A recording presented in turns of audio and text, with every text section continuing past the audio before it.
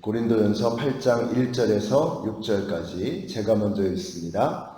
우상의 제물에 대하여는 우리가 다 지식이 있는 줄을 아나 지식은 교만하게 하며 사랑은 덕을 세우나니. 만일 누구든지 무엇을 아는 줄로 생각하면 아직도 마땅히 알 것을 알지 못하는 것이요. 또 누구든지 하나님을 사랑하면 그 사람은 하나님도 알아주시느니라. 그러므로 우상의 제물을 먹는 일에 대하여는 우리가 우상은 세상에 아무것도 아니며 또한 하나님은 한 분밖에 없는 줄 아노라. 비록 하늘에나 땅에나 신이라 불리는 자가 있어 많은 신과 많은 주가 있으나 그러나 우리에게는 한 하나님 곧 아버지가 계시니 만물이 그에게서 났고 우리도 그를 위하여 있고 또한 한 주 예수 그리스도께서 계시니 만물이 그로 말미암고 우리도 그로 말미암아 있느니라. 아멘. 네, 오늘 본문에서부터 10장까지는 우상 제물을 먹는 것에 관한 말씀입니다. 고린도 교회 성도들이 질문을 했고 사도 바울이 답변을 하는 그런 내용이죠. 그 내용인즉슨 우상의 제물을 먹는 것이 옳은 것인가에 관한 바울의 답변인데, 여기에 대해서 바울은 단순히 예스냐 노냐 이것을 말하기 전에 그리스도인 됨이 무엇인가에 대해서, 또 하나님은 어떤 분이시고 우상은 무엇인가에 대해서 먼저 이야기를 하고 있습니다. 그리고 난 다음에야 비로소 구체적으로 믿음이 연약한 자들을 위해서 우리는 어떻게 해야 되느냐 하는 내용을 말씀하고 있습니다. 그러니까 당시 생각을 해보면 특별히 고린도라고 하는 도시에서는 우상 숭배가 굉장히 만연해 있었습니다. 그 말인즉슨 결국은 우상 숭배할 때 바치는 제물이 시장에 상당히 많이 흘러나왔다라는 이제 그런 이야기가 되겠죠. 그래서 상당량의 고기가 우상에게 바쳐졌었고 그것이 이제 시장으로 흘러 들어오는 것입니다. 자, 그러니까 우상을 멀리하는 유대인들과 그리스도인들에게는 이게 굉장히 곤혹스러운 상황이 아닐 수가 없었습니다. 자, 그래서 교인들은 우상 숭배 때 쓰여진 고기를 먹느냐 마느냐에 관한 문제가 심각하게 대두되었던 것입니다. 자, 바울은 여기서 사랑을 이야기하고 있습니다. 1절에 보시면 이렇게 말씀하죠. 우상의 제물에 대하여는 우리가 다 지식이 있는 줄을 아나 지식은 교만하게 하며 사랑은 덕을 세우나니, 이렇게 말씀하고 있습니다. 이것이 사도 바울의 대전제입니다. 그러니까 지식보다 사랑이라는 것입니다. 그러니까 사랑을 통해서 이 문제를 정리해야 된다라고 말씀하고 있는 것입니다. 그러니까 우리가 우상 제물을 먹느냐 마느냐, 교리적으로 지식적으로 이것을 옳으냐 그러냐 논쟁하는 것 중요하지만, 그러나 더 중요한 것은 무엇인가? 그것이 하나님을 사랑하는 마음에서 나오는 것이냐, 그것이 이웃을 사랑하는 마음에서 나오는 것이냐, 자, 이것을 통해서 결국은 이 문제가 정리되어야 한다라고 말씀하고 있는 것입니다. 자, 믿음이 성숙한 사람에게는 우상 따위가 무엇이겠습니까? 그건 아무것도 정말 아니라는 것이죠. 우상은 그야말로 허상이요 신기루에 지나지 않는 것입니다. 자, 그래서 4절을 보시면 이렇게 말씀하죠. 4절 말씀 같이 읽습니다. 시작. 그러므로 우상의 제물을 먹는 일에 대하여는 우리가 우상은 세상에 아무것도 아니며 또한 하나님은 한 분밖에 없는 줄 아노라. 아멘이시죠? 분명한 믿음의 고백입니다. 우상은 아무것도 아니고 하나님은 오직 한 분밖에 안 계신다라고 확실하게 고백하고 있습니다. 자, 그러니까 믿음이 성숙한 사람에게는 이런 게 문제가 아닌 것입니다. 하나님을 뜨겁게 사랑하는 사람, 그 마음이 중요하다는 것이죠. 자, 그럼 문제는 뭐냐? 믿음이 연약한 사람들에게 이것이 어려운 문제가 될 수 있다는 것입니다. 믿음이 약한 사람들이 볼 때 저 사람들이 예수를 믿는다고 하면서 아니 우상 제물을 먹네, 이렇게 되면 마치 우리가 우상을 섬기는 것처럼 되어버리는 것이 아니냐라는 것입니다. 우상을 인정하는 것처럼 되어져 버릴 수 있다, 비춰질 수 있다라고 하는 것입니다. 특별히 믿음이 약한 사람에게는 더더욱 그렇습니다.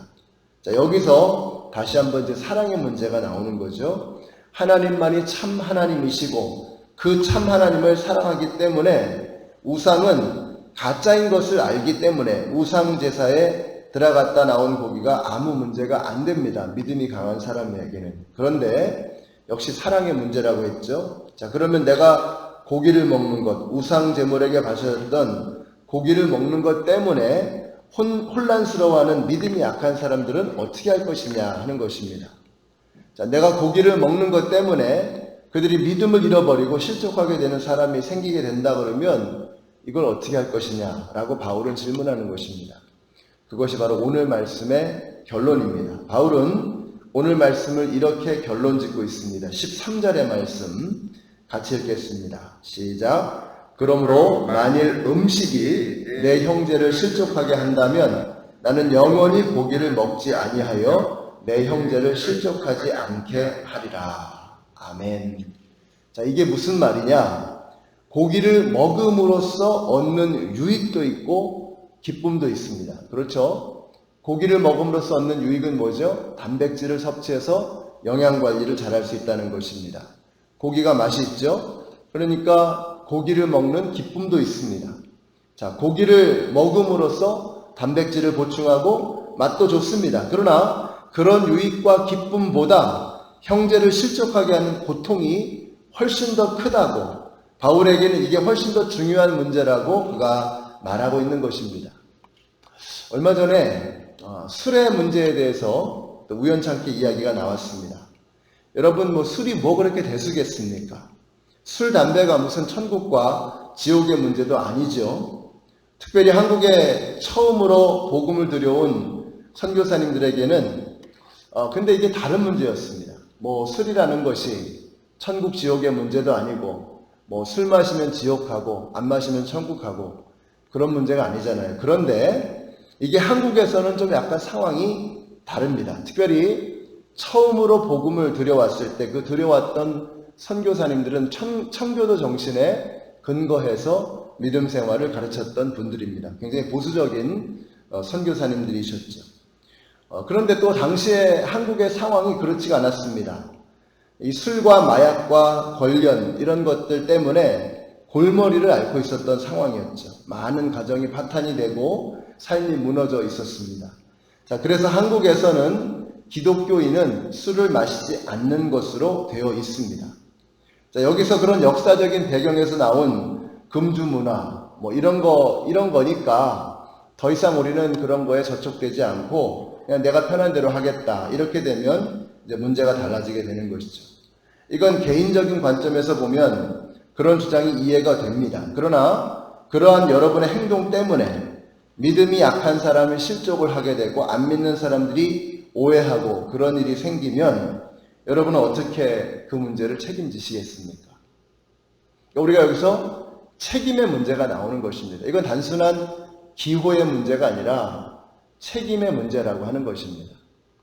그러니까 바울이 그래서 처음에 질문한 것입니다. 이건 지식의 문제가 아니라 교리의 문제가 아니라 사랑의 문제다라고 말씀하고 있는 것입니다. 바울은 이렇게 말하는 겁니다. 내가 고기 먹는 게 좋지만 그것 때문에 누군가가 믿음이 실족이 된다면 나는 평생 고기 안 먹겠다라고 선언하고 있는 것입니다. 그러니까 무엇을 더 중요하게 생각하고 있느냐를 말하고 있는 것입니다. 여러분, 우리가 예를 들어서 가족들이 생일잔치나 이런 특별한 이벤트에서 와인 한 잔 마시는 거, 이런 게 그렇게 문제가 되겠습니까? 근데 그런 것들이 퍼블릭하게 행해진다 그러면 그건 큰 문제가 되지 않을 수가 없는 것입니다. 우리가 미국에 사니까 또 미국의 문화가 또 그렇잖아요. 그러니까 그런 일들이 있을 수 있겠습니다. 그러나 이것을 공적으로 퍼블릭걸리 우리가 목사나 장로님이나 집사님이나 이런 분들이 식당 가서 그냥 반주하시고 이렇게 되면 이게 어떻게 영적인 리더십이 설 수 있겠습니까? 그러니까 이게 옳으냐 그르냐라고 이것을 이야기하는 것은 이건 어불성설입니다. 그런 식으로 접근하면 곤란하다는 거죠. 이게 누군가에게 실족이 되게 할 수 있고 시험거리가 되게 할 수 있다 그러면 적어도 교회의 영적인 리더십을 가지고 있는 사람들은, 중요한 역할을 차지하고 있는 사람들은 이 문제를 나의 유익이나 나의 기쁨의 차원에서, 개인적인 프랙티스의 차원에서 이게 뭐 옳으냐 그러냐 이런 문제를 따지는 것이 아니라 이것이 다른 사람에게, 믿지 않는 사람에게, 믿음이 연약한 사람에게, 공동체 전체에게 어떤 의미를 줄 수 있는 것인가 하는 차원에서 바라보아야 한다라고 하는 것입니다. 그래서 우리 연합장로교회 성도님들이 지식보다 사랑입니다. 교리보다 형제가 이 문제로 인해서 믿음이 실족할 수 있겠는가 아닌가라고 하는 차원에서 이 문제를 바라보아야 한다라고 하는 것입니다. 우리가 사도 바울을 닮을 수 있으면 좋겠습니다. 어떤 일을 행함으로써 이것이 단순히 술 문제만이 아니죠. 더 큰 차원으로 우리가 확대해서 본다 그러면 내가 어떤 일을 행함으로써 나에게는 유익이 되고 나에게는 기쁨이 될 수 있지만 그것이 다른 사람을 실족하게 할 수 있다면, 다른 사람을 넘어뜨릴 수 있다면 우리는 그것을 과감하게 멈출 수 있어야 합니다.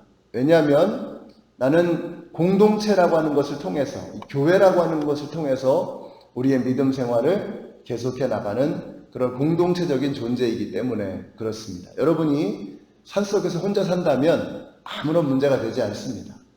그런데 우리는 함께 믿음 생활을 해 나가는 것입니다. 나의 어떤 행동 때문에, 나의 어떤 말 때문에, 나의 어떤 삶의 습성 때문에 누군가가 실족이 되고 누군가가 공동체가 큰 어려움을 당할 수 있게 된다 그러면 과감하게 멈출 수 있는 책임 있는 영적인 리더십이 되어야 합니다. 특별히 새벽에 나오시는 여러분들 주님을 특별히 사랑하시고 더 뜨겁게 사랑하시는 분들이라고 저는 생각합니다.